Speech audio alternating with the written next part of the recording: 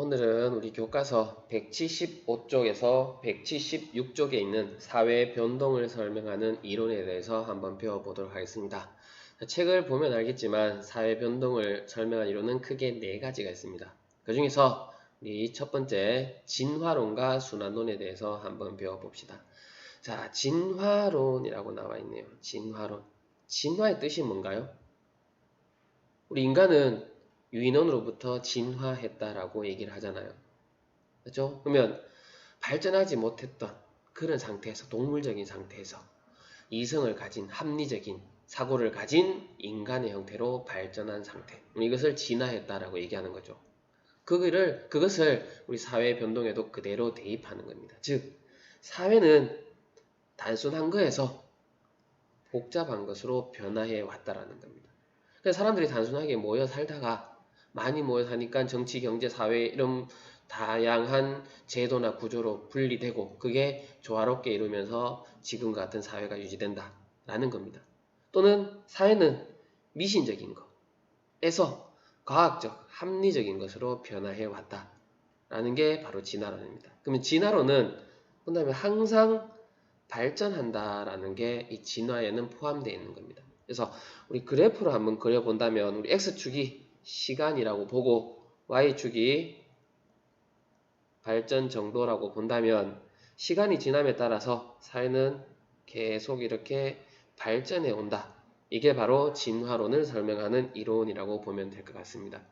그래서 자, 진화론을 보니까 시간에 따라서 한쪽 방향으로, 즉 좋아지는 긍정적인 방향으로 변하죠. 즉 일정한 방향이 있다. 이 방향의 어떤 것을 얘기할까요? 즉 발전, 긍정적인, 진화하는 그런 한 가지의 방향이 있다라는 게 바로 진화론이라고 보면 될 것 같습니다. 여기에 비해서 순환론은 사회는 유기체처럼 만들어지고 성장하고 쇠퇴하고 결국에는 사라진다라는 게 순환론이라는 겁니다. 자, 여기에 의한다면 사회는 항상 발전하는 게 아니죠. 왜? 사라지기도 하니까. 자, 유기체가 뭐예요? 살아있는 생명체예요. 자, 어떤 생명체든지 태어나면은 결국에는 죽고 없어지게 되겠죠. 그렇죠? 이게 우리 순환론이라고 보면 될 것 같습니다. 그러면 순환론은 사회도 마찬가지로 시간이 지남에 따라서 발전 정도를 본다면 계속 이렇게 변한다는 거예요. 그래서 여기에서 만들어져서 성장을 하다가 쇠퇴하다가 없어졌다가 또다시 만들어졌다가 성장하다가 쇠퇴하다가 없어졌다가 계속 이런 것을 반복한다라고 보면 될 것 같습니다. 자, 실제 우리 역사적으로 사회를 보면 우리나라에 존재했던 과거, 조선, 고려, 백제, 신라 만들어졌고 성장했고 쇠퇴하고 망했죠. 맞죠? 계속 이렇게 순환되는 게 사회다라는 겁니다. 그러면 얘는 일정한 방향이 있나요? 없나요? 없죠. 좋아지는 방향도 있지만 나빠지는 방향도 있다는 겁니다. 그래서 일정한 방향이 존재하지 않는다라고 볼 수 있겠죠. 자, 이 순환론은 장기적 관점이라고 합니다. 즉, 사회를 그냥 짧게 봤을 때 이게 만들어지고 성장하고 쇠퇴하고 소멸하는지 알 수가 없어요. 근데 길게 보니까 만들어지고 성장했고 쇠퇴하고 멸망하네 이렇게 되는 거죠. 그래서 장기적인 관점에서 보는 거지 중단기적인 관점에서 보는 이론은 아니라는 겁니다. 그래서 중단기적인 설명은 곤란하다라고 보면 되겠네요. 자, 그러면 진화론과 순환론을 한번 비교해 보니까 진화론은 계속 좋아지는 일정한 방향이 있는데 순환론은 좋아졌다가 망하기도 하는 이런 방향이래요. 일정한 방향이 있나요? 없나요? 없죠. 그래서 구분 기준이 뭐다? 잠시만요. 구분 기준이 변동 방향에 따라서 구분하는 거다. 그래서 한쪽 방향 계속 좋아지는 방향으로 변한다면 진화론이 될 거고 그게 아니라면 순환론이라고 보면 되겠죠. 자, 진화론은 주로 여기는 한계점이 있는데 서구 중심 이론이라고 나와 있네요.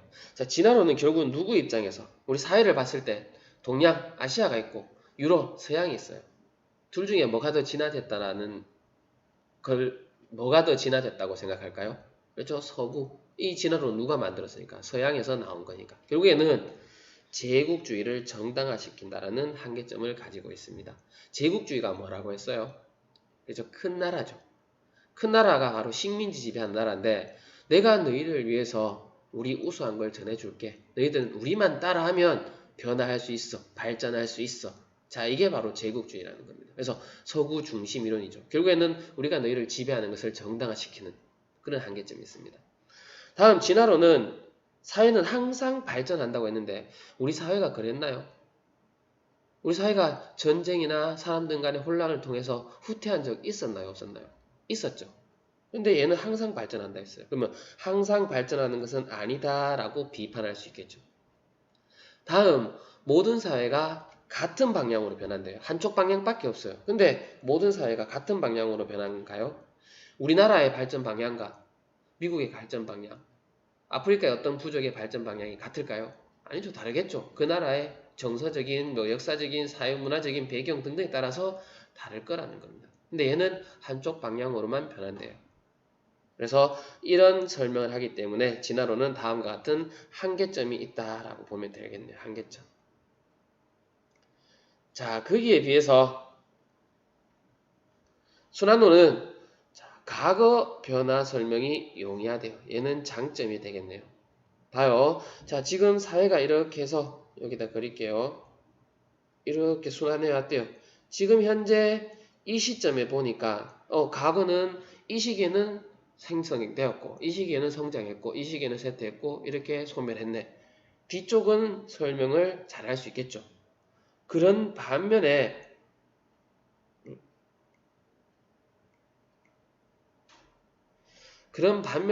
지금 현재 이 부분에서 더 좋아질지 이 부분에서 멸망을 할지 알 수 있어요? 없어요? 없죠. 즉 미래를 예측하기는 곤란하다라는 한계점이 있네요. 게다가 순환론은 태어나면은 결국에는 어떻게 돼? 망하게 되죠. 사회도 만들어지면 결국에는 망하게 된다는 거예요. 즉 운명론적 관점이라는 비판을 받습니다. 그래서 지금 현재 쇠퇴하고 있는 상황이지만 사람들이 노력을 해서 여기서 더 발전할 수 있는 방향도 만들어낼 수 있잖아요. 근데 순환론은 결국에는 망하게 되는데 뭐 열심히 살 필요 있냐? 뭐 열심히 할 필요 있냐? 이렇게 될 거라는 거예요. 그래서 운명론적 관점, 즉 개인의 자율성을 경시한다라는 비판을 받는 게 순환론이라고 보면 될 것 같습니다. 자, 다음 사회변동을 설명한 이론 두 번째, 기능론과 갈등론이 있네요. 기능론, 갈등론 우리 앞에서 배웠죠. 매번 반복된다고 했었죠. 그래서 그때 잘 배워두라고 했는데 우리 기능론 하면 선생님이 떠올라야 하는 게 뭐라고 했어요? 조화, 협동, 균형 이걸 생각해 보라고 했었죠.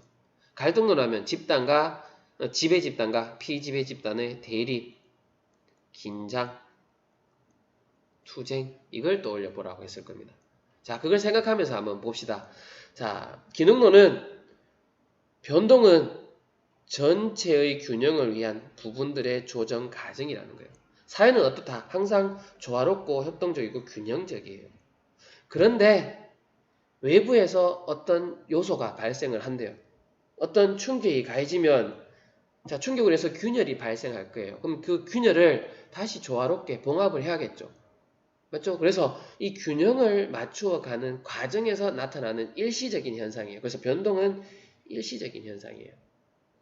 그리고 지금 내부는 조화로운데 이 충격이 어디서 들어온 거예요? 외부에서 들어온 거예요. 그래서 문제가 변동이 있다면 문제 또는 변동은 밖에서 들어온 현상이다. 외재적인 현상이다 라고 볼 거예요.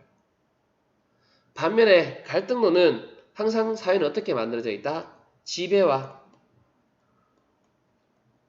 피지배로 만들어져 있는데 이 사람들이 희소 가치를 둘러싼 갈등을 일으키게 돼요. 서로 더 가지려고. 자, 결국에는 사회는 지배와 피지배로 만들어져 있다면 둘 사이에는 갈등이 나타날 수밖에 없을 거고 변동은 항상 일어나는 현상이다. 라는 거예요. 그리고 갈등이라는 게 내재되어 있는데 이런 갈등을 통해서 사회의 문제점이 드러나게 되고 문제점이 드러나게 되면 사회는 어떻게 돼요? 그 문제점을 고치려고 하겠죠. 고치는 과정에서 변하게 되는 원동력이 된다. 라고 보는 게 갈등론적 관점입니다. 자, 기능론과 갈등론은 우리 앞에서 거시적인 관점이라고 배웠습니다. 거시적 관점은 구조를 중요시하는 거죠. 그래서 변동에 대한 구조적인 관점을 기준으로 했을 때는 기능론과 갈등론으로 구분을 할 수 있습니다. 자, 그러면 기능론과 갈등론은 어떤 장단점이 있느냐? 자, 기능론은 조화 협동 균형이에요. 그러면 우리 사회에서 조화 협동 균형에다가 변화가 나타나서 천천히 변하는 점진적인 변동을 설명하기는 용이할 거예요. 우리 사회의 조화와 안정을 설명하기 용이할 거예요. 그런데 혁명이라든지 전쟁이라든지 이로 인해서 사회가 급속하게 변하게 되겠죠. 그 급속한 변화는 설명할 수 있나요? 없나요? 없죠. 그게 바로 기능론의 한계점, 단점이라고 보면 되겠죠. 우리 앞에서 배웠죠. 자, 갈등론은 사회 질서이면 겉으로 드러나지 않으면을 얘기하는 거죠. 숨어있는 갈등을 설명하기가 용이해요. 그래서 그걸 드러내도록 해서 우리 사회에서 변화가 나타나는 것을 설명하기가 좋다라는 거예요. 반면에 갈등론은 변화가 나타나는데 이 변화는 항상 뭐 때문에? 갈등 때문에. 지배와 피지배, 갈등 때문에 변화가 나타난다는 거예요. 우리 사회는 갈등 때문에 변화가 나타나는 건가요? 갈등 때문에 나타날 수도 있지만 우리 앞에서 기술의 발전으로 인해서 사람의 생각의 변화로 해서 얼마든지 나타날 수 있죠. 근데 얘는 이 갈등의 측면만 다뤘다라는 게 한계점이라고 보면 될 것 같습니다. 자, 우리 이번 시간에 사회변동을 설명하는 이론 4가지 배웠습니다. 기능론, 갈등론, 그리고 앞서서 진화론과 순환론. 자, 의미, 특징, 그리고 장단점 잘 기억해 두기 바랍니다.